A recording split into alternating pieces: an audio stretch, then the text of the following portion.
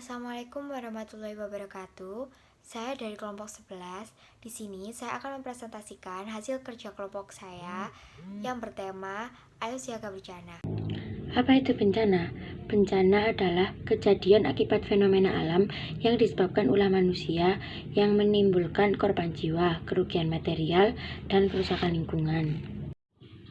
Akibat kejadian bencana, bencana bisa menyebabkan kematian, korban luka-luka, rusaknya bangunan, dan infrastruktur lainnya. Pada saat bencana, lazim terjadi kekurangan pangan dan air bersih, menyebabkan wabah penyakit dan terhentinya kegiatan ekonomi. Bencana juga menimbulkan tekanan mental, sehingga orang dapat mengalami depresi. Siklus bencana. Bila bencana terjadi, relawan melakukan pertolongan atau tanggap darurat bencana. Tapi terkadang pertolongan itu sudah terlambat sehingga banyak korban.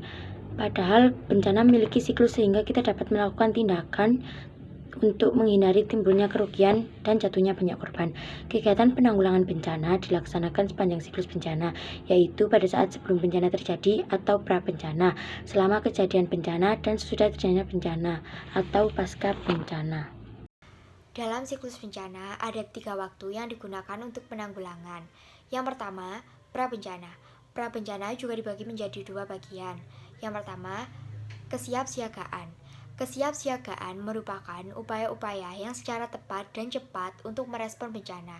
Kesiapsiagaan bencana meliputi penyusunan rencana tanggap darurat bencana, peringatan dini, menyiapkan pertolongan pertama. Kesiapsiagaan dilaksanakan sebelum bencana dengan tujuan mengurangi kerugian dan korban akibat bencana. Yang kedua, mitigasi. Mitigasi merupakan upaya-upaya untuk mengurangi akibat ancaman bencana.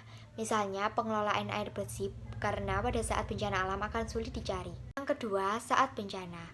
Pada saat bencana terjadi, yang harus dilakukan adalah yang pertama, pencarian dan penyelamatan. Yang kedua, pelayanan bantuan medis.